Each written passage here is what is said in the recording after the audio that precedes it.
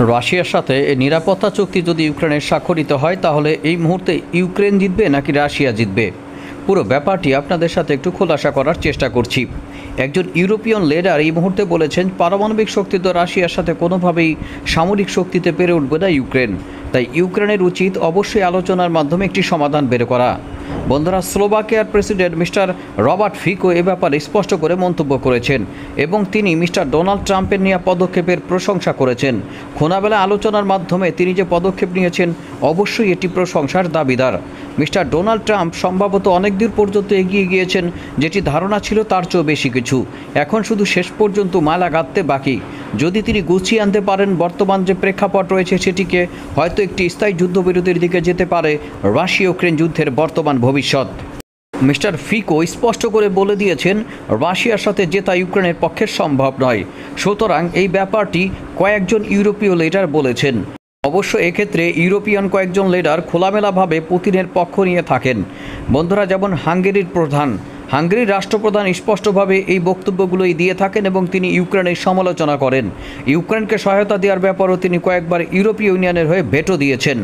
বন্ধুরা, যাই হোক, বর্তমান প্রেক্ষাপটে যে ধরনের যুদ্ধবিরতির ক্ষেত্রে আলোচনা হচ্ছে, এর মূল কাজ হচ্ছে অবশ্যই এটিকে একটি পর্যায় পর্যন্ত নিয়ে যাওয়া। তবে আজ আবার পাল্টাপাল্টি হামলা ঘটেছে।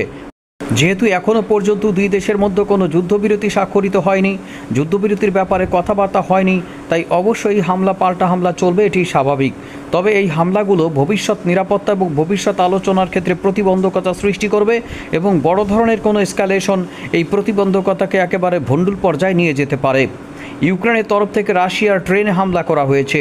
বন্ধুরা, রাশিয়ার ট্রেনে হামলা করার পরদিনই মূলত ব্যাক টু ব্যাক রাশিয়ান বাহিনী ভয়াবহ হামলা চালিয়েছে ইউক্রেনের উপরে। এই পাল্টা হামলার মাধ্যমে সম্ভবত আরেকটি জটিল অবস্থা বা পরিস্থিতির সৃষ্টি হতে পারে, যেটি মিস্টার ডোনাল্ড ট্রাম্প কখনোই চান না। এবং তিনি এ ব্যাপারে রাশিয়াকে সতর্ক করেছেন, শান্তি চুক্তির ব্যাপারেও রাশিয়াকে সতর্ক করেছেন। অর্থাৎ তিনি খুব ভালো করে জানেন ইউক্রেনের এই ধরনের হামলার বিপরীতে রাশিয়ার তরফ থেকে যে পাল্টা হামলা চালানো হবে সেটি নিশ্চিতভাবে আরও ভয়াবহ এবং বিধ্বংসী। আর এই পাল্টা হামলা যদি চলে, যুদ্ধের মাত্রাটিকে আরও বাড়িয়ে দেবে এবং এমন পর্যায়ে নিয়ে যেতে পারে যতদূর পর্যন্ত অর্জন হয়েছে দুই দেশের আলোচনার মাধ্যমে সেই অর্জনকে বাধাগ্রস্ত করতে পারে অথবা ভণ্ডুল করে দিতে পারে। এবং সামনে বা ভবিষ্যতে Vladimir Putin, mister Donald Trump এবং মিস্টার ভলোদিমির জেলেনস্কির মধ্যে যে একটা আলোচনার সুযোগ সৃষ্টি হয়েছে, সেই আলোচনার সুযোগটি নষ্ট হয়ে যেতে পারে, যেটি ভবিষ্যতে একটি স্থায়ী শান্তি চুক্তির ক্ষেত্রে বড় রকমের বাধা সৃষ্টি করতে পারে। তাই উভয় পক্ষকে ধৈর্য ধরা এই পর্যন্ত বা এখনও পর্যন্ত অত্যন্ত গুরুত্বপূর্ণ। আর এরই মধ্যে আসলে কি হলো সেটি হচ্ছে, বর্তমান শর্তের অন্যতম শর্ত হচ্ছে কিছু অঞ্চল বা ক্রাইমিয়াকে রাশিয়ার অংশ হিসেবে স্বীকৃতি দিবে সম্ভবত আমেরিকা, এমন কথা উঠেছে। এবং এর বাইরে যে সকল অঞ্চলগুলো পূর্বাঞ্চলে দখল করেছে সেগুলো ছাড়বে কিনা এখনও পর্যন্ত রাশিয়ার তরফ থেকে নিশ্চিত করা হয়নি বা আলোচনার মধ্যে কোথাও বলা হয়নি। শুধু এটা বলা হয়েছে রাশিয়া কোনগুলো দখল করবে। রাশিয়ার ছাড়া অংশগুলোর কথা আমরা কিন্তু এখনও জানি না। দনবাস এই অঞ্চলটি তারা পুরোপুরি পেতে চায় এবং রাগঢাক ছাড়াই এটি রাশিয়ার তরফ থেকে বলা হয়েছে। বন্ধুরা, দোনেৎস্ক, জাপোরিজিয়া, খেরসন, খার্কিভ এই লাইন ধরে যে রাশিয়া ইউক্রেন সীমান্তবর্তী পূর্বাঞ্চলগুলো, এগুলো রাশিয়ার অন্যতম ঘনিষ্ঠ দাবি থাকতে পারে। কারণ এই সকল অঞ্চলগুলোর মাধ্যমে ইউক্রেনের সাথে তারা একটি বাফার স্টেট বা বাফার জোন তৈরি করার চেষ্টা করছে মিস্টার ভ্লাদিমির পুতিনের ভাষ্য অনুযায়ী। আসলে বাফার জোনের নামে এটি কি ইউক্রেন দখল নয়, এখানে একটি প্রশ্ন থেকে যায়। যাই হোক, এখন যেহেতু ইউক্রেন ব্যাকফুটে, তাই শর্ত ইউক্রেনকেই মানতে হবে। বন্ধুরা, এই পর্যন্ত ন্যাটো এবং আমেরিকা, ইউক্রেন এবং রাশিয়া মিলে যে আলোচনা করেছে তাতে সম্ভবত যুদ্ধটি কয়েক মাসের মধ্যে হয়তো আমরা স্থগিত হতে দেখতে পারি এবং আমরা সেই আশাই করি। কারণ এই যুদ্ধের মাধ্যমে সাধারণ মানুষ, বিশেষ করে ইউক্রেনের সম্পদহানি হচ্ছে, সাধারণ মানুষের জীবন যাচ্ছে, যেটি কোনোভাবেই কাম্য নয়। কিন্তু বর্তমান প্রেক্ষাপটে যদি মিস্টার ডোনাল্ড ট্রাম্প এবং মিস্টার ভ্লাদিমির পুতিন এই যুদ্ধ বন্ধ না করতে পারেন, তাহলে এটি কয়েক গুণ পরিমাণে বাড়তে পারে এবং তখন আর এটিকে বন্ধ করার মতো আর কোনো মধ্যস্থতাকারী থাকবে বলে মনে হয় না। বন্ধুরা, শেষ পর্যন্ত এই যুদ্ধটি বন্ধ হোক এবং বিশ্বে শান্তি প্রতিষ্ঠিত হোক।